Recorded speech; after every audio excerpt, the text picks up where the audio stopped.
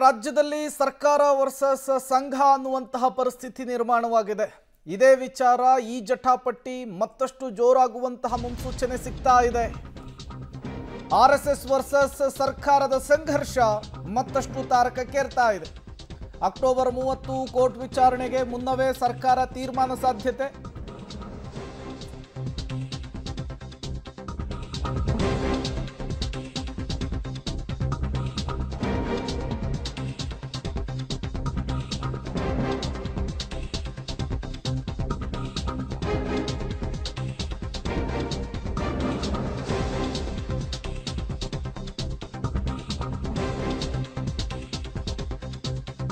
RSS versus ಸಂಘ ಸಂಘರ್ಷ October 30 court ವಿಚಾರಣೆಗೂ ಮುನ್ನವೇ ಸರ್ಕಾರ ಮಹತ್ವದ ತೀರ್ಮಾನ ಮಾಡುವ ಸಾಧ್ಯತೆ.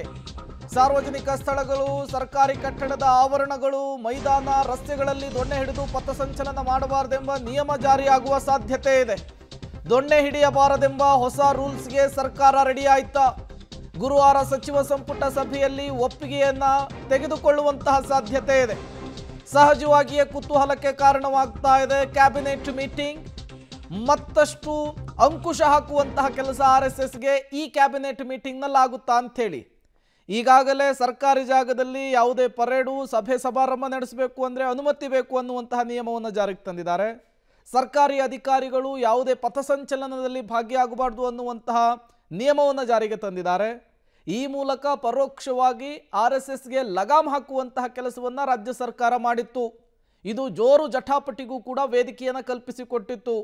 ಈ ಬೆನ್ನಲ್ಲೇ ಈಗ ಮತ್ತೊಂದು ಮಹತ್ವದ ನಿರ್ಧಾರವನ್ನು ತೆಗೆದುಕೊಳ್ಳುವ ಮೂಲಕ ಶತಾಯಗತಾಯ ಆರ್ಎಸ್ಎಸ್ಗೆ ಲಂಗು ಲಗಾಮನ್ನು ಹಾಕೋದಕ್ಕೆ, ಅಂಕುಶವನ್ನು ಮತ್ತಷ್ಟು ಬಿಗಿಗೊಳಿಸೋದಕ್ಕೆ ಈಗ ರಾಜ್ಯ ಸರ್ಕಾರ ನಿರ್ಧರಿಸಿದಂತೆ ಕಾಣಿಸ್ತಾ ಇದೆ.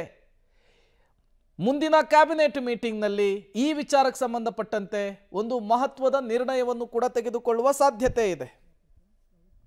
ಮತ್ತಷ್ಟು ಡೀಟೇಲ್ಸ್ ಕೊಡ್ತಾರೆ ಪೊಲಿಟಿಕಲ್ ಬ್ಯೂರೋ ಹೆಡ್ ರವೀಶ್, ದೂರವಾಣಿ ಸಂಪರ್ಕದಲ್ಲಿ ಜಾಯಿನ್ ಆಗಿದ್ದಾರೆ. ರವೀಶ್, ಈಗಾಗಲೇ ಸಾಲು ಸಾಲು ನಿಯಮಗಳ ಮೂಲಕ ಆರ್ಎಸ್ಎಸ್ಗೆ ಪರೋಕ್ಷವಾಗಿ ಅಂಕುಶ ಹಾಕುವಂತಹ ಕೆಲಸ ಆಗಿತ್ತು.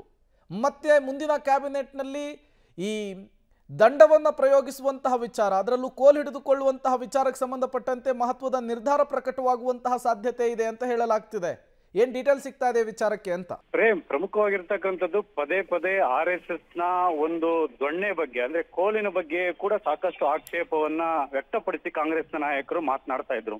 ಅಂದ್ರೆ ಮಾತೆತ್ತಿದ್ರೆ ಕೋಲಿನ ಬೀದಿಯಲ್ಲಿ ಒಂದ್ ರೀತಿಯಲ್ಲಿ ಪಥಸಂಚಲನ ಮಾಡಕ್ ಶುರು ಮಾಡ್ತಾರೆ ಅಂತನೂ ಕೂಡ ಸಾಕಷ್ಟು ಬಾರಿ ಕೆಲ ನಾಯಕರು ಒಂದ್ ರೀತಿಯಲ್ಲಿ ವಾಗ್ದಾಳಿಯನ್ನ ಮಾಡಿದ್ರು. ಈಗ ಅದೇ ದೊಣ್ಣೆಯ ದಂಡ ಪ್ರಯೋಗವನ್ನ ಮಾಡೋದಕ್ಕೆ ಒಂದ್ ರೀತಿಯಲ್ಲಿ ರಾಜ್ಯ ಸರ್ಕಾರ ಪ್ಲಾನ್ ಮಾಡ್ಕೊಂಡಿದೆ ಅಂತ ಪಬ್ಲಿಕ್ ಟಿವಿಗೆ ಸರ್ಕಾರದ ಉನ್ನತ ಮೂಲಗಳ ಎಕ್ಸ್ಕ್ಲೂಸಿವ್ ಮಾಹಿತಿ ಸಿಕ್ಕಿರ್ತಕ್ಕಂಥದ್ದು. ಅಂದ್ರೆ ಗುರುವಾರ ಕ್ಯಾಬಿನೆಟ್ ಸಭೆಯಲ್ಲಿ ಆ ರೂಲ್ಸ್ಗೆ ಆಡ್ ಆನ್ ಆಗಿ ಹೊಸ ರೂಲ್ಸ್ ಅನ್ನು ಕೂಡ ತರ್ತಾರೆ. ಅಂದ್ರೆ ಪಥಸಂಚಲನ ಮಾಡುವಂತಹ ಸಂದರ್ಭದಲ್ಲಿ ದೊಣ್ಣೆ ಇತ್ಯಾದಿ ಯಾವುದೇ ರೀತಿಯ ಶಸ್ತ್ರಾಸ್ತ್ರಗಳನ್ನ ಹಿಡಿಬಾರದು ಅನ್ನೋದ್ರ ಮೂಲಕ ಎಲ್ಲ ಒಂದ್ ಕಡೆ ಹೊಸ ರೂಲ್ಸ್ ಅನ್ನ ತರೋದಕ್ಕೆ ಪ್ಲಾನ್ ಮಾಡ್ಕೊಂಡಿದ್ದಾರೆ. ಅಂದ್ರೆ ಯಾವುದೇ ರೀತಿಯ ಕಾಯ್ದೆ ಬಿಲ್ ಅಥವಾ ಏನಿಲ್ಲ, ಆದ್ರೆ ಇರ್ತಕ್ಕಂಥ ನಿಯಮಾವಳಿಗಳನ್ನು ಏನು ಹಾಕಿದ್ರು ಅದಕ್ಕೆ ಆಡ್ ಆನ್ ಆಗಿ ಇನ್ನೊಂದು ಹೊಸ ರೂಲ್ಸ್ ಅನ್ನ ಒಂದ್ ರೀತಿಯಲ್ಲಿ ತರುವಂತ ಪ್ರಯತ್ನ ಮುಂದಾಗಿರ್ತಕ್ಕಂಥದ್ದು.